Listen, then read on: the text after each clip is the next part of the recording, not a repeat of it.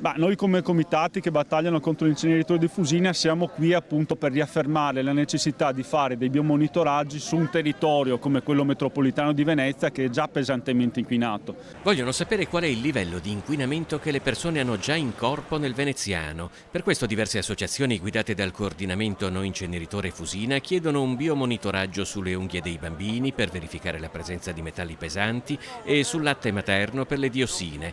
Un'indagine definita semplice e poco costosa, già effettuata in altre parti d'Italia.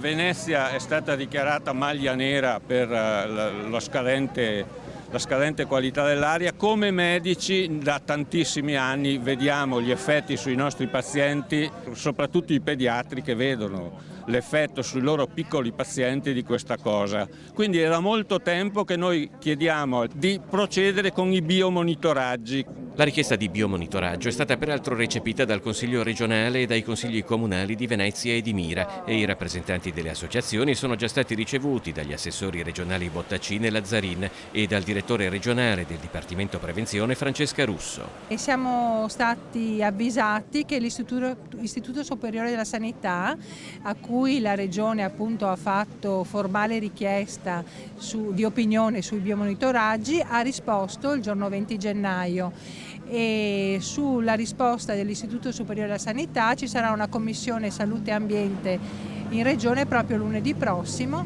Al presidio veneziano, a pochi passi dalla sede della direzione prevenzione della regione, anche i ragazzi di Fridays for Future. Noi pensiamo sia fondamentale far sì che la lotta contro la crisi climatica non sia una lotta astratta, ma si dia nei territori e cerchi di combattere ogni piccola o grande opera che contrasta rispetto a quello che la comunità scientifica dice da anni dovremmo fare.